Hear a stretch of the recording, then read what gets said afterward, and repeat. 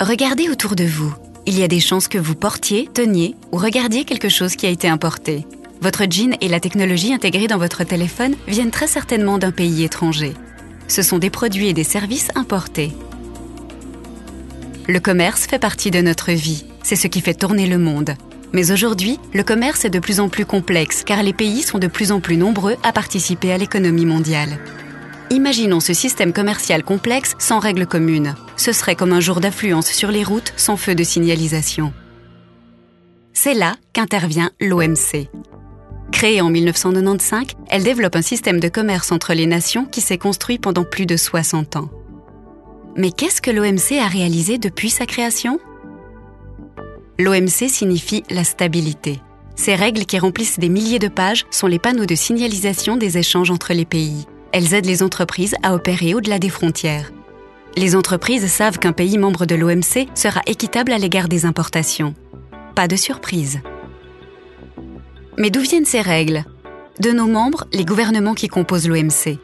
Ensemble, ils négocient de nouvelles règles commerciales et un nouvel espace pour les produits et les services importés. Les règles sont adoptées par consensus. Vous n'appliquez que celles que vous avez convenues avec vos partenaires commerciaux. Parfois, les négociations portent sur un seul secteur. Peu après sa création, l'OMC a réussi à mettre en place un certain nombre d'accords. Mais les négociations peuvent aussi couvrir un plus large éventail de sujets, comme c'est le cas avec le programme de Doha pour le développement. Lancé en 2001, il vise à réduire les obstacles au commerce et à améliorer ses règles. Il vise aussi à rééquilibrer le système en faveur des pays en développement.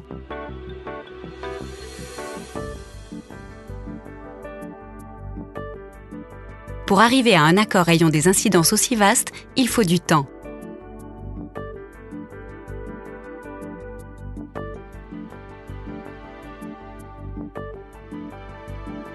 En 2008, les membres étaient proches d'un accord dans les principaux domaines.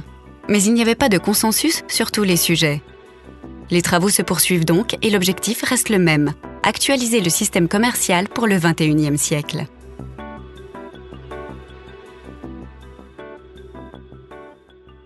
C'est bien d'avoir des règles, mais si on ne les respecte pas, elles ne servent à rien. L'OMC aide les pays à résoudre leurs différends commerciaux. Elle contribue ainsi à édifier un monde commercial stable. Lorsqu'un pays pense qu'un partenaire commercial enfreint une règle, il peut déposer une plainte auprès de l'instance de règlement des différends. Cette innovation de l'OMC s'est révélée très efficace. La première étape consiste à engager des discussions. Environ la moitié des affaires sont réglées à l'amiable.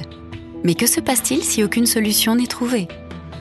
Les pays peuvent demander à un groupe spécial d'examiner leurs différends et faire appel s'ils ne sont toujours pas satisfaits. Toujours pas de solution ? Les pays peuvent demander l'application de sanctions contre ceux qui ne respectent pas les règles.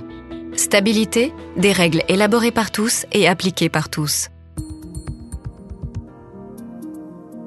De plus en plus de pays prennent part aux négociations ou aux différends, car ils sont de plus en plus nombreux à participer à l'économie mondiale. À l'OMC, le maître mot est la participation.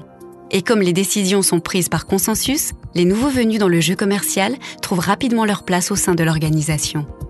Aujourd'hui, plus des 2/3 des membres de l'OMC sont des pays en développement. Et leur nombre augmente. Au cours des 15 premières années d'existence de l'OMC, 25 pays ou territoires sont devenus membres et actuellement, une trentaine d'autres se préparent à le devenir. Dès le premier jour, ils ont les mêmes droits. Une voix dans le consensus, une place à la table et un système commercial stable. Cela ne suffit pas à garantir les avantages du commerce.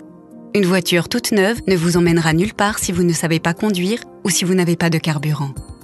Pour les pays en développement, les problèmes peuvent être liés à la qualité insuffisante des routes et des ports, aux normes strictes imposées sur les marchés des pays riches et même à une mauvaise préparation aux négociations. C'est pourquoi l'OMC supervise l'initiative Aide pour le commerce. Il s'agit de mobiliser de l'aide de différentes sources en faveur de l'économie pour améliorer les infrastructures. L'OMC coordonne et suit cette activité avec d'autres acteurs internationaux. Participation. Plus de membres, plus de voix vers une OMC globale et plus équilibrée. Avec un nombre croissant de participants, la transparence devient indispensable. À l'OMC, cela commence par les pays. Chaque membre informe ses partenaires commerciaux de toute modification de sa politique commerciale qui peut les affecter. Et à quelques années d'intervalle, chacun répond aux questions des autres pays sur sa politique commerciale globale. Mais la transparence va au-delà des gouvernements. L'information est à la disposition de tous. Entreprises, société civile, grand public, tous les acteurs du commerce, y compris vous. La transparence est essentielle en période de crise. Lorsque la récession a frappé, l'OMC a examiné attentivement son impact sur le commerce.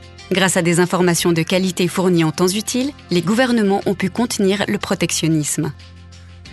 Transparence, un échange d'informations libre et ouvert pour un commerce plus équilibré. Certains détracteurs du commerce et de la mondialisation ont cherché à rendre le fonctionnement de l'OMC plus accessible. L'OMC s'est donc ouverte. Être ouvert signifie encourager le débat, écouter, communiquer. Son forum public annuel est une occasion de débattre avec la société civile. Ainsi, depuis 2001, elle invite à la fois ses opposants et ses défenseurs à organiser des discussions publiques sur le commerce. L'ouverture caractérise aussi sa vie quotidienne. L'OMC invite le public à assister aux audiences sur les différends si les pays concernés le souhaitent. Être plus ouvert, c'est aussi tenir compte du contexte. En coopérant avec d'autres institutions, elle comprend mieux l'influence et les effets bénéfiques du commerce dans d'autres domaines. L'environnement, par exemple, fait désormais partie des négociations. Et l'OMC étudie activement l'interaction entre le commerce et le changement climatique.